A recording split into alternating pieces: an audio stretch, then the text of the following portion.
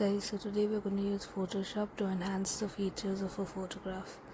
So first thing you're going to have to do is open up your Tools tab, then Adjustments, and you can see the various options that you can play around with. I've made this video so you can see that you can change the very essence of your photograph even with the simplest options. For example, right now we're using saturation. Usually we use it on the entire photo, but this app lets you erase what you've already edited, and you can put it only in a few spots. For example, I want to enhance her eyes, her lips and her eyebrows right now, and that's what we're going to be doing. It's really important to know that you don't need to enhance the entire photo, and you can have a certain number of features stand out instead of doing the whole thing.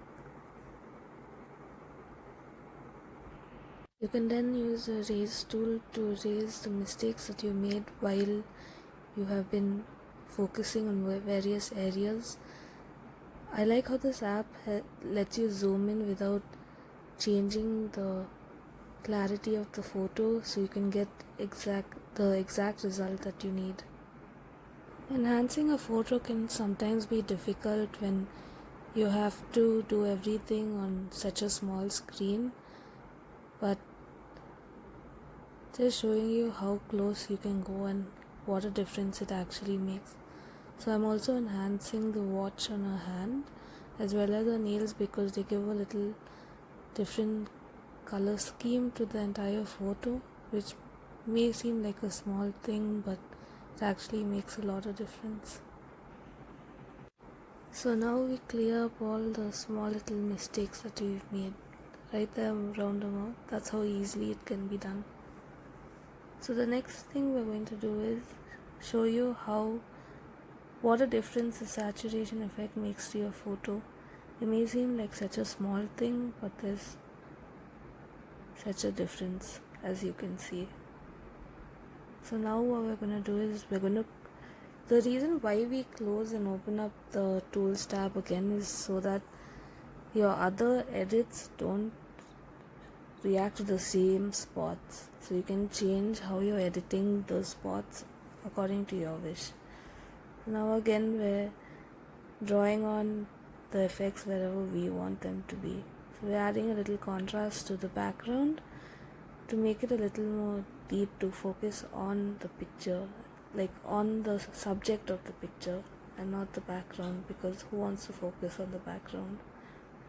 So there we're playing around with the settings. There's no set number to which you have to adjust the contrast. You have to go as per your picture. So if it's lighter, you darken it. If it's darker, you lighten it. There we close it again and we're going back in with the shadows. So just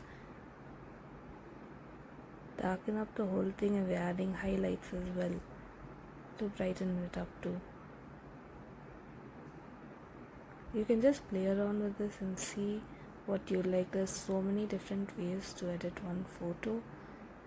So now what we're going to do is we're going back into the tools and we're adjusting the clarity. So if you have your clarity too high, it can damage your image, but if you have it adjust the right amount, it helps.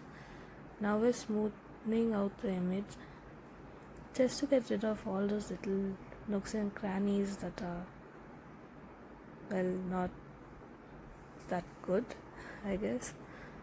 So we're just smoothing it out a little bit.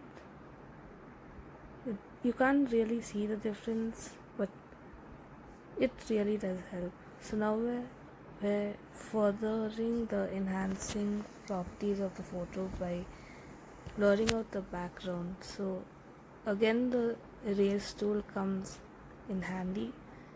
So we're erasing the subject of the photo and we're just leaving the background to be blurry. And we can see again the zooming in option comes in handy.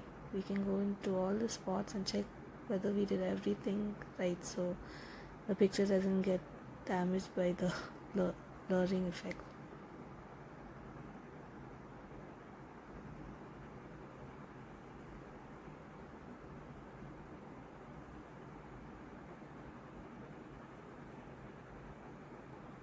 Now we adjust the blur. So my recommendation is you keep it as minimal as possible so people don't really realize what you've done. It's a subtle effect. And now we're going to save the photo. It's that easy, guys, and you see the difference that it's caused.